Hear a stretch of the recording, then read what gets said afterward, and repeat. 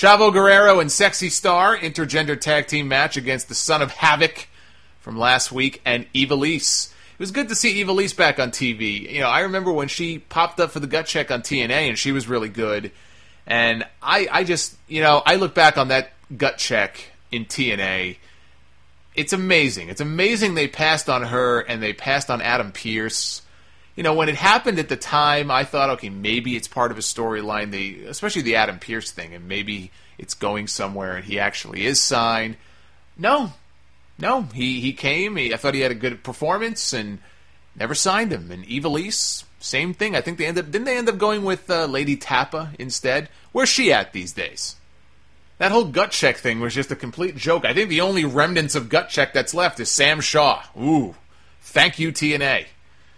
So Sexy Star won for her team with a cradle on Son of Havoc, so poetic justice, she gets her revenge for him beating her with a fistful of tights last week. The main event, Blue Demon Jr. against Mil Muertes. Muertes is a big dude, that's all you have to know about him. He got the win with a flatliner. Tried to kill Demon when the match was over, but Chavo made the save with a chair. But he shocks the world by attacking Blue Demon with the chair. He then wipes out a bunch of referees. Chavo is just going crazy here. Sexy Star runs down to the ring. She's pleading with Chavo. Spare Blue Demon. And the announcers made mention of the fact that I guess he was a mentor of hers when she was first coming up as a young lady, so she had an attachment to Blue Demon. Please, stop hitting him with the chair. And Chavo blasts her with a chair shot to the head. You don't realize until you see a chair shot to the head now these days how much we've really been conditioned to not see them anymore. Because back in the day, that would have been common practice. But now it was actually a shocking act.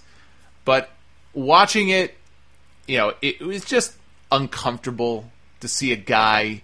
Like, I didn't have a problem with the intergender match they did last week, Son of Havoc and Sexy Star. I'm not really a fan of intergender matches because, to me, they're not believable. I don't care how tough this woman is.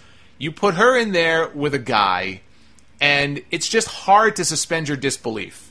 And maybe she's better than him, and she's even at his same size. Son of Havoc is not a big guy. Matt Cross is not that tall or anything.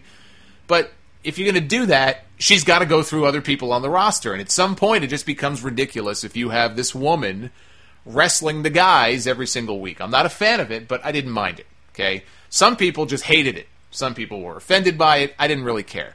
This bothered me in that it just, I don't know. It was uncomfortable seeing a guy hit a woman in the head with a chair.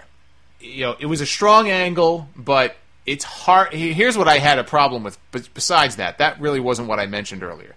The reason I wasn't a huge fan of this angle was because it's hard for me to get excited over a big Chavo Guerrero heel turn. I just don't care about Chavo Guerrero. I didn't care about him in WWE. I didn't care about him in TNA. I thought it was comical. When Chavo came to TNA, they practically gave this fucking guy a ticker tape parade. I respect him. He's a good wrestler. They tried to build him up, though, as though he was this great conquering star. He was this great big star from WWE that we've been able to snatch away from them. And now here he is in TNA.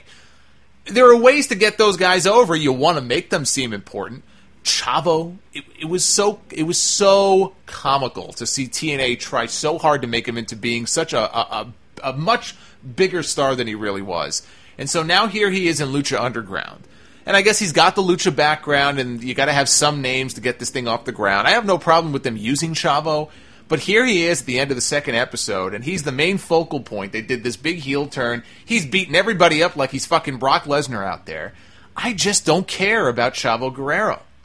I just don't. And there's nothing they could do to make me care about him in that role. If he's a bit player, if he's in the background, if he's part of a faction, is like guy number 4, that's fine. But the show ended, and it's like he was like the top heel. So I didn't think the show was as good as last week in terms of the in-ring action, save for the opening tag match, which was really good. Check that out if you can. The only thing better than Mundo and Puma wrestling one another is watching them team up together. The storytelling by the announcers and with the vignettes, continues to be the real strong point of the show. It's only the second episode, but I've loved that aspect of it so far. You know, I wish that much care was taken with storytelling in other companies, and it just isn't, and it makes for a weaker show. So in that way, 2 episodes in, Lucha Underground already has a leg up on WWE and TNA. It's pretty impressive.